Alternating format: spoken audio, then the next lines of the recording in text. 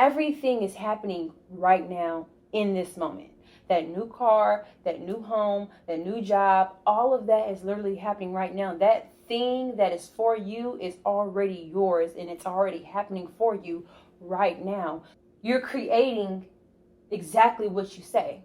So if you say, oh, I want this car, I want this thing, I want this desire, the universe and God is saying to you, yes, you do want it. You want it. And that's it. We have the power to choose what we want. But in choosing, we have to pay attention to how we choose.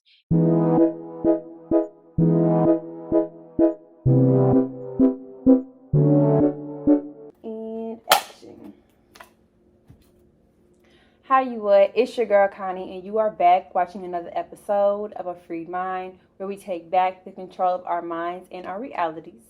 And to all my new free minders, make sure you guys like, comment, and subscribe to the channel so that way you'll be ready to tap in when it's time to tap in. And to all my old free minders, the ones that have been here, I love you guys and I thank you so much for all your continuous support. And we're going to get straight into this episode. Okay, so today I want to talk to you guys about us having free will. God gave us the power to create our realities and experience our realities, but He also gave us the choice to choose. He gave us the choice to choose what that may look like. And so, in us trying to create our realities how we want it to be, we talk about all the time how our emotions and our thoughts create our reality. But I think that it's not only just our emotions and our thoughts that create, but also, yes, our words too, but we have to start looking at the root of the thought. And so before I get into that, I want to say that we literally have the free will to create however we want to create. So if you look at what you have created now, then you understand that you literally created this reality to be exactly how it is. Or your past. If you look at your past, you can look at it and say, hey, I created this to be how I wanted it to be. And when I say how I wanted it to be, I say that to say, you may think that you did not want it to be this way, but the fact that you kept constantly thinking about it and speaking about it and visualizing it and seeing it in your imagination, that's what you want it to, because wherever attention goes, energy flows. Okay, so let's get into this whole root thought, because a lot of us have it down packed. We're constantly visualizing our desires that we want. We're constantly speaking our affirmations, and we are constantly thinking about positive things, right? Or when I say positive, I mean we're thinking of our desires and putting in some action to get to that desire. Not a lot of us know about the root thought. The root thought of your creation is either created based on fear or love. And when God created this world and everything else, He created lightness and darkness. That there itself is a polarity, which means that everything has an opposite. Everything has its exact opposite. If there's darkness, there's lightness. If there's up, there's down. If there's in, there's out. If there's hot, there's cold. Everything has a polarity. And so with our thoughts, when we are thinking of our desires, we're either associating them with the root thought of it being based on fear or love. And so when we have a thought that says, I want to have this brand new car. I want this brand new car. And I want it to be mine. Let's dissect this whole thought here, right? I said, I want this brand new car. I want it to be mine. When you want something, you're telling the universe in this aspect that you want it because you don't have it. Whenever you have something, you don't want it because you have it already. the clothes you have, right? Say there's a piece of clothing that you have in your closet that you used to be like, oh my gosh, I wanted this piece of clothing, and I finally got it, right? The moment that you actually got that piece of clothing was when you decided that you were good with or without it. And so then that's when you ended up getting it, right? Because you didn't emit into the universe, I want this thing, I want this thing, I want this thing. And so when I say, oh, I want to have this car, I want this to be mine, I'm saying in that moment, I want this thing, I want this car because I do not have it right now. But you have to understand the way that God looks at everything. Look how God's perspective is. And I was told, I wasn't told, but I had watched this podcast and they were talking about how the elephant ant theory, if you have not heard of this theory, or if you have heard this theory, comment in the comment section that you know what I'm talking about, this theory. But listen really quick and I'm going to explain it to you guys. So the elephant ant theory is God is the elephant, which sees everything, right? The ant only sees the path that is taking.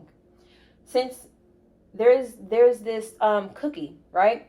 Someone's eating the cookie and the crumbs have fallen on the ground. God sees the ant, God sees the cookie, God sees everything happening all at once. It's all happening now in the perspective of God. And so with this concept, the crumbs that have fallen on the floor, the ant smells. It uses its 5 senses, to smell this cookie crumble that has fallen on the floor. And it's like, oh my gosh, I want this cookie. I gotta get this cookie. I gotta get this cookie, dog. Okay, so since the ant smells a cookie, it's taking all these different routes to get to the cookie. In the ant's perspective, which is us, I forgot to say that part, which is us, it's like, okay, it might take me a few days to get to this cookie. It might take me a month, but I'm going to get to this cookie. The way God sees it, the elephant, he sees the cookie crumble and he sees the ant trying to find the crumble, and he sees it all right now. That's the key point, right? That everything is happening right now in this moment. That new car, that new home, that new job, all of that is literally happening right now. That thing that is for you is already yours and it's already happening for you right now. So when you are speaking to the universe and when you are speaking and creating and using the tools of creation to create, you have to understand that how you speak, how you say the words you say, dictates whether the sponsoring thought is fear or love. When you say, I want, that sponsoring thought associated to that is going to be fear. It's going to be, the foundation of that one's going to be fear. It's the fear of, I don't have this thing, but I want it. When you operate with your sponsoring thought being love, you're going to say, you're going to say, thank you, God. Thank you for this new car. The ant's going to say, thank you for this cookie crumble. Thank you for this cookie that I now taste in my mouth. Thank you for this. I'm so grateful to have this. I'm so happy. Thank you, God. I have this thing right now. You have to talk about it as if it is happening right now, because there's no such thing as time. You have to get rid of the idea of time. So it's different when you think you're creating. And hold on, wait, let me pause, because it's not that you think you're creating, you are creating. You're creating exactly what you say. So if you say, oh, I want this car, I want this thing, I want this desire, the universe and God is saying to you, yes, you do want it. You want it. And that's it. Because the universe is only going to say yes. The universe can't say no. The universe, God never tells us no. God, that's not even a part of his vocabulary to tell us no. It's literally the foundation of the thought of how you're creating the thing. Are you creating it based on fear or based on love? Because with love, you're going to thank God for having this thing already, because you understand there is no concept to time. There is no such thing as time. how we've been creating is with the sponsoring thought of fear of, oh my God, I really want this thing. I really want to have this. God, please, can I have this? I promise I won't do what I did last week if you give me what I want, and I promise we ain't never gonna have to deal with that again. God can only say yes. The universe can only say yes. So yes, you are actually creating the reality that you are wanting to create by how you are speaking to the universe, by how you are speaking to God. Let me tell y'all a quick little story. So yesterday, I went to go order some food. When I first went in there to order the food, I took my purse, I took my keys, took everything, locked the doors, went in there, ordered the food, came back out to wait. When I decided, okay, I'm gonna go ahead and go in and get my food real quick, I noticed there were two guys standing at the opposite of the parking lot. And so I thought to myself, I'm just gonna go in here real quick, grab my food, come right back out. When I came out, right, from grabbing my food, these two guys were standing near my car. And something told me, hold on. Okay, I'm back.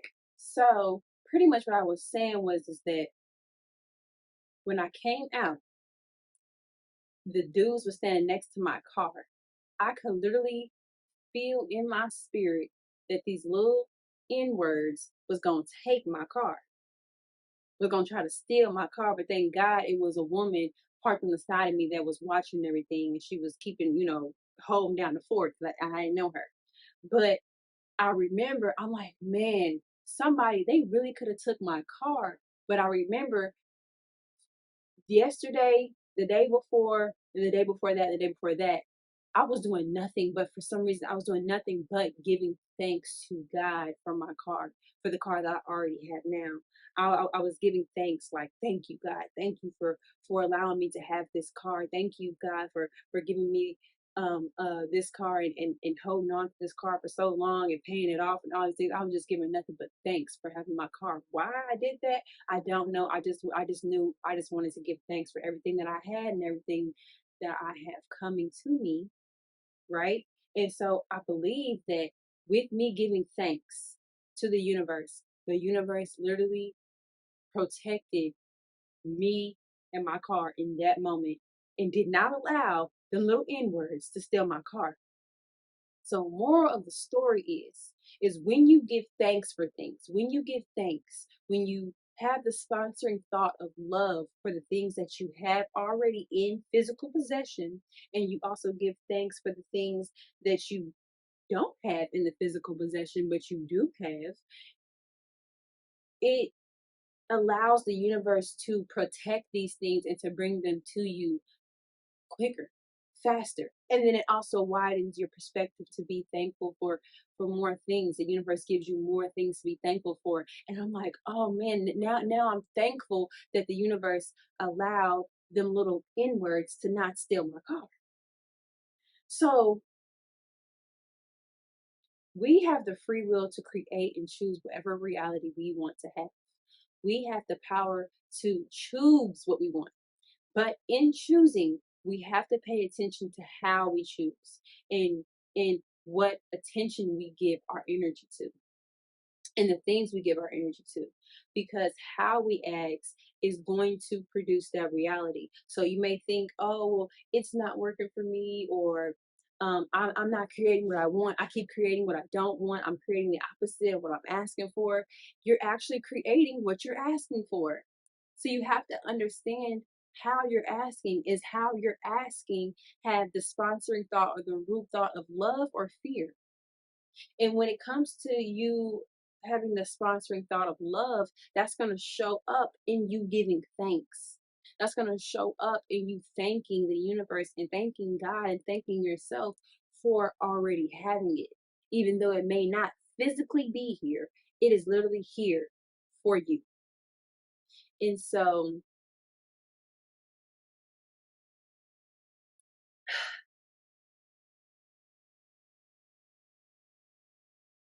I think it's also important for us to know that in us creating our realities, it's not just the emotions, just the initial thought, the initial action. It's not us speaking, just us speaking it. It's the root of all of those things, of the steps of creation, is the sponsoring thought, is the root thought, the root emotion behind the thought of, I want this thing, I have this thing. That's two completely different ways of looking at situation, and two completely different ways of creating it. Because again, what's so powerful and what's so like mind blowing is the fact that when we say, oh, like for me, when I say something, when I say, oh, I'm gonna do this, or I have this, or I have that, I hear a voice in my head telling me yes every time, saying yes, you do want this, yes, you do have this, or yes, you are going to try this, or yeah. I only hear that word yes. I hear yes, yes, yes, yes, yes. So it's a matter of changing, what are we thinking, what are we saying, what are we feeling, because regardless we're going to get that yes, regardless we're going to receive that. So I just wanted to say that for anybody that's struggling with um, creating the reality that you really, really, really, really, really, really desire, that's why you're not creating your reality the way you want it. It's because your sponsoring thought is not of love, it's of fear. So you have now tuned in to another episode of A Free Mind, and I will see you guys next time.